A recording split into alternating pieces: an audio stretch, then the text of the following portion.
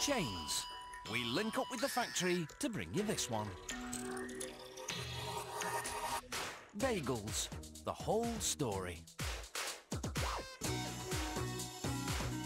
And vinyl records. It's a How It's Made two-part special as we look at these clever discs that refuse to be resigned to history. But first... Chains have been around for thousands of years. Ancient historians refer to the use of metal chains for jewellery, shackles and construction.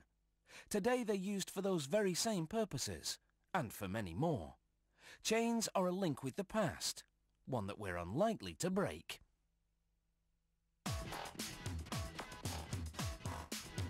Chains are used to tie things down, hold things together, and pull things along. And their many sizes reflect their varied use. To make a chain, a turning drum uncoils this wire rod and pulls it through a steel guide ring to a steel draw box. Grease inside the box lubricates the wire. On its way out of the box, the wire goes through a die. The die has a smaller diameter than the wire, and as the turning drum pulls it through, the wire narrows, hardens and becomes stronger. Now, tools move in from all sides. This is a forming machine. A tool called a jaw propels the wire forward, while another jaw pushes on the wire, bending it around a steel pin. It forms a C shape. Another forming tool closes the C, completing one link in the chain, and then another jaw makes the next link. This machine is making jack chain, which is used to hang lights.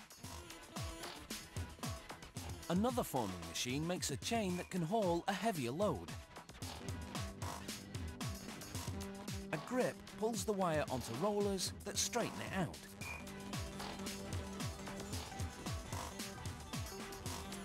Steel cutters make notches on both sides of the wire. These notches mark the place where the wire is to be sliced into link-sized pieces. A mechanised knife makes the final cut at the notches. Next, roller arms loop a cut piece of wire around a steel finger. The roller arms make it look easy, but they're actually exerting tons of pressure in order to shape this wire. After the rollers form the link, a tool grabs it and turns it around. This positions the completed link so that it can connect with the next link as it's shaped. As each link is added, the chain drops into a pile below the machine.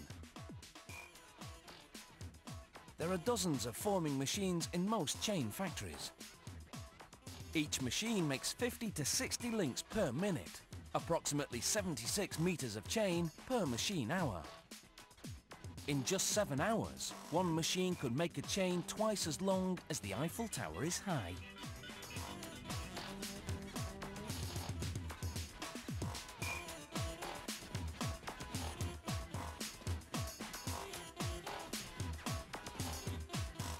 After the chain is formed, it will need to be strengthened.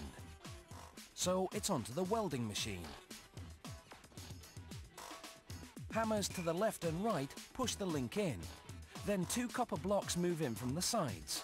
They act as electrodes and zap both sides of the link with an electrical current. The current ripples through the gap in the link while the hammers push it in. The link reaches a scorching 927 degrees Celsius. The wire melts and the link fuses together.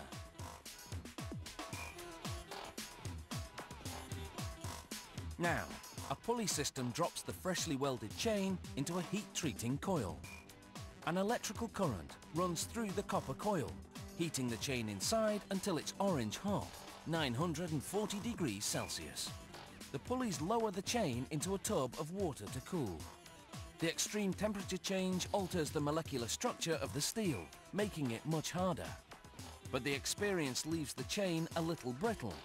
So it goes into a second heat coil that's not as hot as the first one, and then into another cool bath. This takes away the brittleness. A chain calibrator tests the product's strength. Pulleys run the chain into a groove that's been cut into a block of steel. A clamp on the left holds it in place, while the hydraulically powered block of steel pulls the chain to the right. And it's tested to see if it can take the strain. After all, you're only as strong as the weakest link.